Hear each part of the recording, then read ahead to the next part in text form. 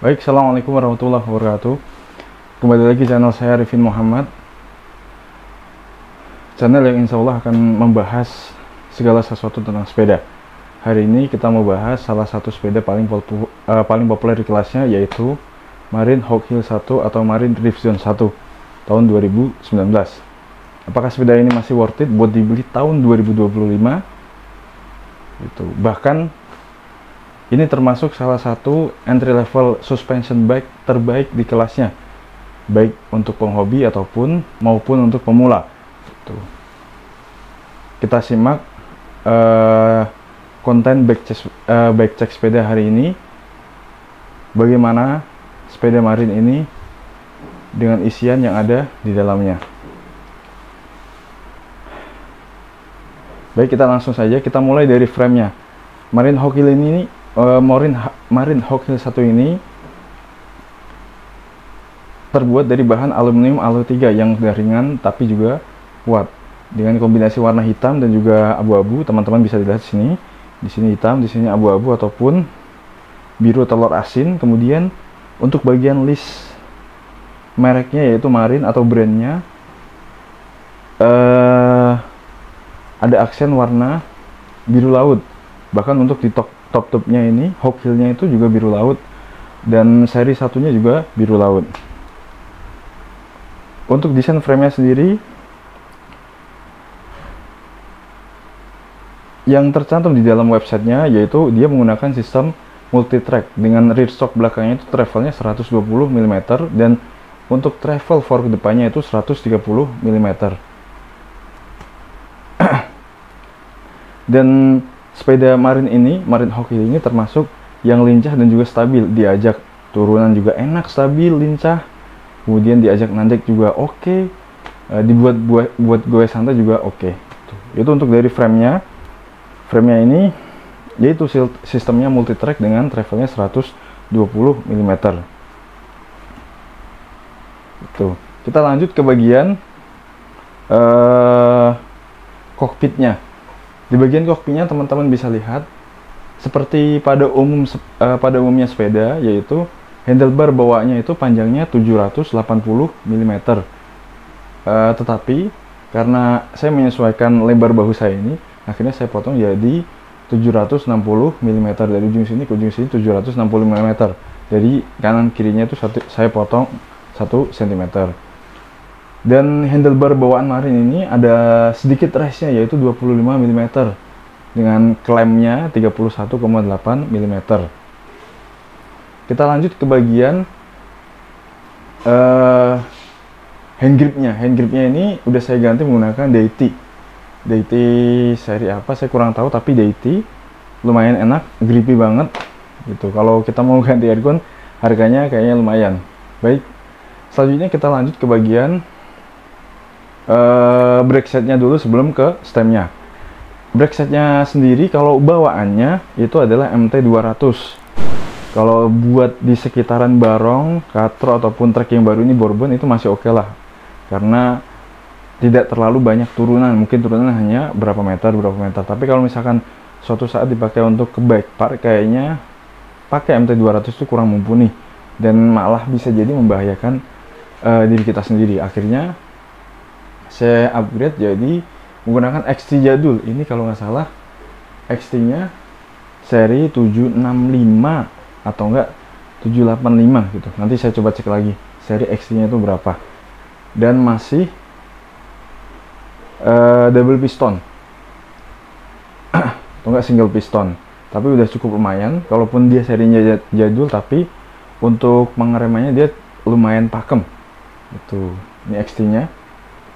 Kita lanjut ke stemnya. Stemnya juga klemnya masih 31,8 mm, masih bawaan dari Marine-nya, belum saya upgrade karena kalau kata Om Ageng Raditya tuh handlebar sama stem itu sebenarnya nggak penting-penting banget buat di upgrade gitu, kecuali misalkan kita ganti kayak merek rental, itu memang ada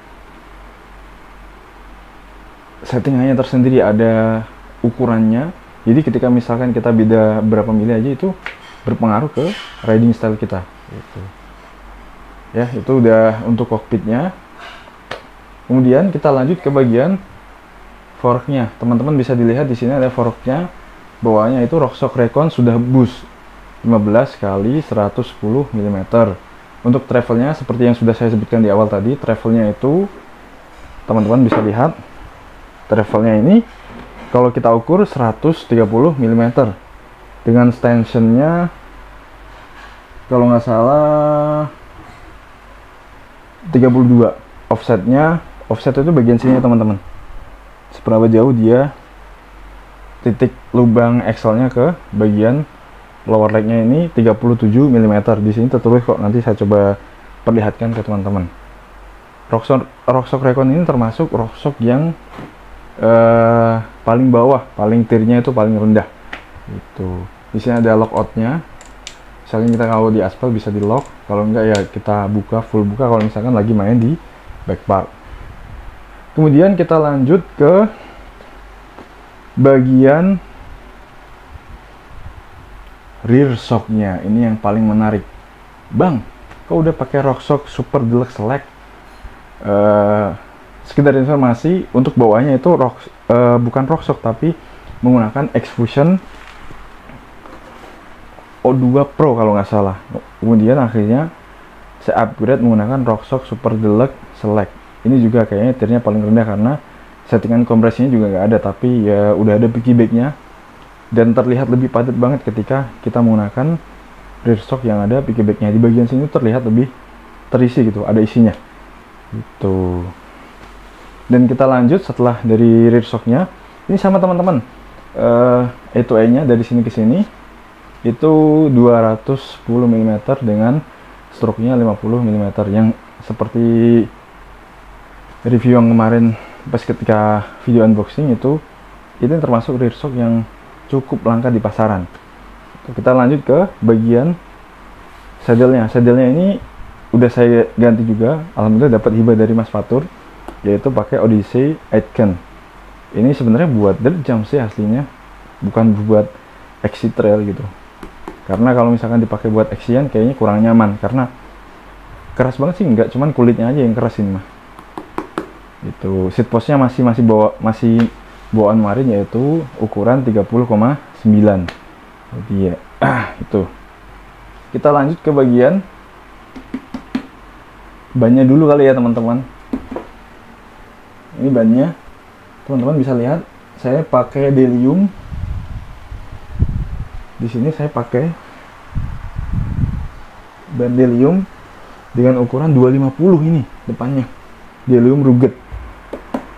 Ini enak banget sih, rollingnya kenceng, hampir kayak kalau kata teman-teman yang udah pernah pakai Delium ini, batikannya Delium ini, kembangnya atau batiknya itu hampir mirip sama kayak Maxxis. Knopnya di sini tuh hampir mirip sama Maxxis. Jadi kalau bisa dikatakan ini ban yang underrated gitu. Harganya murah tapi kualitasnya juga nggak bisa dikatakan kaleng-kaleng, tapi mantap. Teman-teman, mungkin ini salah satu rekomendasi kalau nanti misalkan teman-teman banyak udah habis Maxxisnya, bisa dijadikan opsi untuk ganti ke ban Delium seri rugged ataupun steady yang belakang. Untuk yang belakang saya pakai steady, ukurannya 240 Delium. Cuman saya lihat di marketplace itu, di e-commerce, bannya tuh sangat susah banget untuk ban Delium ini. Gak tau kenapa, padahal termasuknya murah, enak, dan lokal pride juga gitu. Tapi kenapa susah gitu? Itu kan yang jadi pertanyaan. Tuh ya, yang belakang 240, yang depan 250 gitu. Kemudian kita lanjut ke drivetrainnya. Drivetrainnya itu menggunakan Deore 1 kali 11 speed kalau nggak salah. 1, 2, 3, 4, 5, 6, 7, 8, 1, 2, 3, 4, 5, 6, 8, 9, 10. Oh, maaf. Drivetrainnya itu pakai Deore 1 kali 10 speed dengan kok paling besarnya itu kalau nggak salah antara 50T atau enggak 51T. Itu Deore. Untuk RD-nya dia Deore-nya M5100 seperti bawaannya D7. Tuh. Sebenarnya udah gede sih kelihatan keker, cuman beberapa kali melihat ada yang patah gitu karena mungkin Shimano ngejar ringannya, akhirnya materialnya entah dikurangi entah apa, akhirnya ya udah banyak yang patah, bahkan XT aja banyak yang patah. Dengan bodinya tuh lebih cakep sebenarnya, cuman nggak tahu materialnya karena mungkin dikurangi, akhirnya durability-nya itu berkurang. Itu seharusnya bisa jangka pemakaian lebih lama, akhirnya baru berapa tahun atau baru setahun atau lebih udah rusak.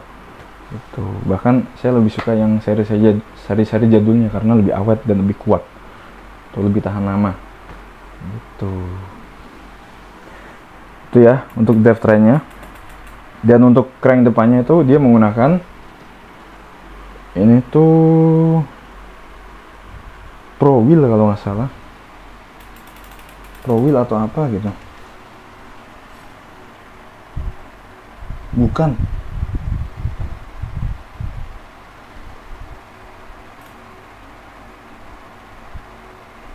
Pro Wheel teman-teman, ini crank Sam CX. Itu saya juga baru denger ini crank Sam CX. Dia armnya tuh kalau nggak salah 175 atau 170 loh, karena beda banget. Nanti saya coba ukur, kayaknya 175 atau enggak 170. Dan untuk pedalnya saya menggunakan Spang Spoon apa Spang apa gini. Waktu itu beli harga 400.000 dari diskon, dari harga 800.000 jadi ini bahkan bukan 400.000 tapi 200.000 berapa gitu, 250.000. Cukup enak banget, grippy, dan warnanya matching sama rem Deroy-nya yang ada silvernya. Itu untuk rotornya saya masih menggunakan dari Shimano karena biar senada. Depannya juga Shimano 180, belakangnya juga Shimano 180. Saya beli dari Om Ari gitu, bekasannya Om Ari, karena dia ganti yang Aztec, ya udah yang bekasnya saya bayarin. Itu. Dan sedikit tambahan informasi untuk Marin yang ada di depan saya ini, size-nya size M 27,5 itu, karena emang dengan tinggi saya 170 lebih cocok menggunakan size M, karena dulu pernah pakai Polygon size S, ternyata terlalu kayak mau nungging terus, kayak mau jatuh terus ke depan. Tuh. Ini merupakan sepeda ketiga saya. Yang pertama Polygon Siskiyou D5, Polygon T8 udah saya jual, belum sempat saya review. Akhirnya ini adalah Marin Hawk Hill 1 size M 2019. Gitu. Untuk hub free hubnya dia masih menggunakan bawaan Shimano MT200, depan belakang MT200, yang belakang itu bisa di upgrade sampai bus 148, yang depannya itu 110. Itu kalipernya juga XT, bisa Aztec sebenarnya, cuman nyari padnya kok susah kayaknya. Ini XT itu bisa Aztec padahal XT jadul tapi bisa pakai Aztec karena dia pengunciannya agak sedikit berbeda sama pad yang lain gitu ya. Dan kesimpulannya, menurut pendapat pribadi saya, sepeda ini lincah dan stabil ketika di turunan. Diajak najak juga masih oke, masih enak.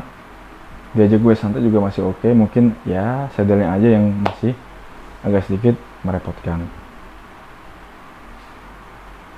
Dan apakah layak dibeli tahun 2025? Kesimpulannya, ini sangat layak banget, cuman mungkin minusnya ada di seat postnya masih belum dropper. Kalau teman-teman membandingkan dengan brand sebelah, Polygon ataupun yang lainnya, mungkin dengan harga 12 juta ada yang udah dapat dropper tuh. Tapi dari segi geometri frame-nya ini sangat recommended untuk dibeli di tahun 2025 dengan sistem multi track-nya, rear shock-nya 210, sedangkan kalau misalkan teman-teman bandingin sama D7 kayaknya nggak masuk gitu. Itu saja mungkin kesimpulan dari saya. Jangan lupa like, komen, dan subscribe channel ini supaya saya lebih semangat untuk membuat konten-konten yang lainnya, terutama konten backcheck ataupun review gear yang lainnya. Terima kasih sudah menonton. Saya akhiri. Assalamualaikum warahmatullahi wabarakatuh.